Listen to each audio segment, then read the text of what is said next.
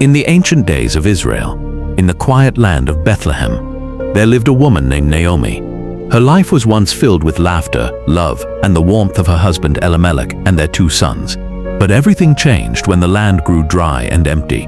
Famine swept across the land, and bread became voices, as rare as rain. Families packed up what little they had and left in search of survival. Naomi and her family were among them. They traveled far from their home to a foreign land called Moab, a land of strangers, different gods, and unfamiliar voices. At first, things seemed peaceful. Her sons found love there and married 2 Moabite women, Orpah and Ruth. Life began to heal, and Naomi thought maybe the worst was over. But soon, tragedy returned like a storm. First, Naomi's husband died. Then, one by one, her sons also died. In a moment, her world collapsed. She had buried everything she loved. She looked around and saw only 2 young widows, Orpah and Ruth.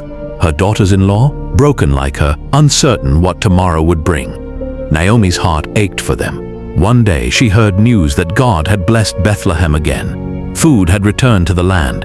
She decided to go home, and so the 3 women began their journey, walking along the dusty road that led back to Judah. But as they walked, Naomi stopped. Her heart couldn't bear to see them suffer more. She said, "My daughters, go back to your mother's homes. You are still young. You can remarry, find rest, and start again. I have nothing left to give you. I am too old to hope again." The road filled with tears. The women wept together.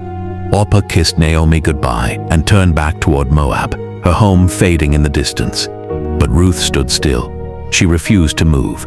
With tears streaming down her face, she held Naomi's hands and spoke words that would echo through eternity. "Where you go, I will go. Where you stay, I will stay. Your people will be my people, and your God will be my God. Where you die, I will die, and there I will be buried." That moment changed everything. Ruth chose love over comfort. She chose faith over fear. She chose a future she couldn't see. And so the 2 women continued, tired, poor, and alone, but together. When they arrived in Bethlehem, the women of the town were shocked. "Is this Naomi?" they asked. The years of sorrow had changed her face. Naomi looked at them and said, "Don't call me Naomi, call me Mara, for the Almighty has made my life bitter.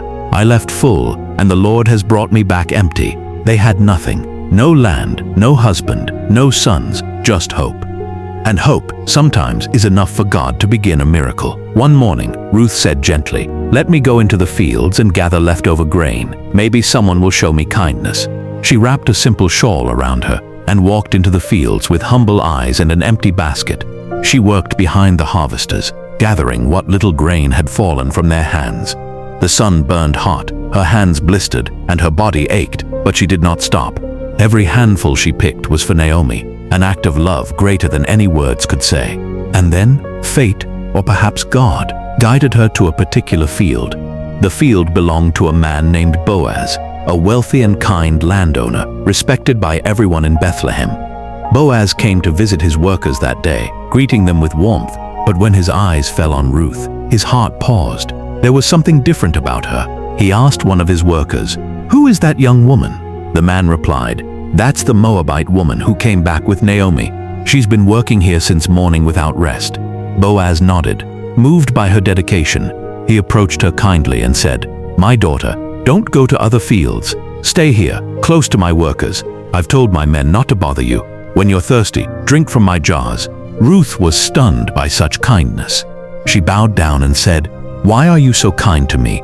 I am a foreigner." Boaz smiled softly and said, "I've heard about all that you've done for Naomi, how you left your family and your homeland to care for her. May the Lord reward you for your faithfulness." Later that day, he invited her to eat with his workers. She ate roasted grain until she was full and even saved some to take home to Naomi. When she returned home that evening with her basket overflowing, Naomi was shocked. "Where did you work today? May the man who noticed you be blessed." Ruth replied, "The man's name is Boaz." Naomi's eyes widened. "Boaz, my daughter, he is one of our family's redeemers, the one who can restore our name." For the first time in a long while, Naomi's heart was light again.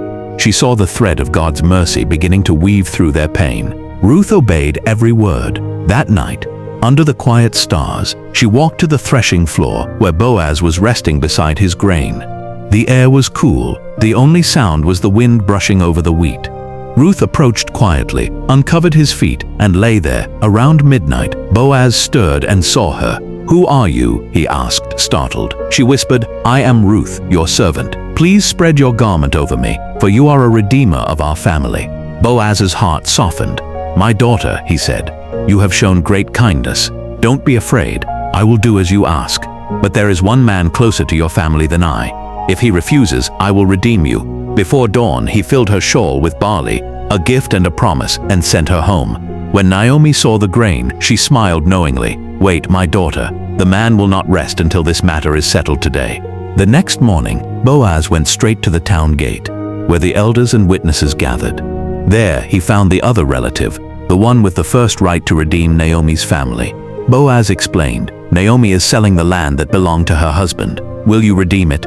But Boaz continued, "If you do, you must also marry Ruth, the Moabite widow, to maintain the family line." The man hesitated, then said, "No, I cannot. You may redeem it yourself." In front of everyone, Boaz removed his sandal, the ancient symbol of a completed deal, and declared, "You are all witnesses this day that I have redeemed everything that belonged to Elimelech, and have taken Ruth as my wife." The people blessed them, saying, "May the Lord make this woman like Rachel and Leah, who built the house of Israel." And so Boaz married Ruth. Their union was humble, but heaven smiled upon it. Soon Ruth gave birth to a son. They named him Obed. Naomi took the child in her arms, tears of joy streaming down her face. The women of Bethlehem gathered around her, saying, "Praise be to the Lord, who has not left you without a redeemer today."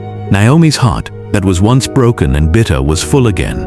The emptiness she carried for years was replaced with laughter and love. Obed grew up to be the father of Jesse, who became the father of King David. And from David's line came Jesus Christ, the Redeemer of all mankind. Ruth, a foreign widow from a forgotten land, became part of the greatest story ever written. Her journey teaches us that even in pain, God is still writing something beautiful. That love is stronger than fear. That faith can turn famine into favor. Naomi's sorrow turned into joy. Boaz's kindness built a legacy, and Ruth's loyalty became a bridge between despair and destiny. So when life feels empty, when everything seems lost, remember Ruth. She walked through loss and hunger, through loneliness and uncertainty, but she never walked alone. For every step she took, heaven was moving with her. And that's the miracle of Ruth's story. When you choose love over fear, faith over doubt, and loyalty over comfort, you'll find that God was never far away. He was guiding your steps the whole time.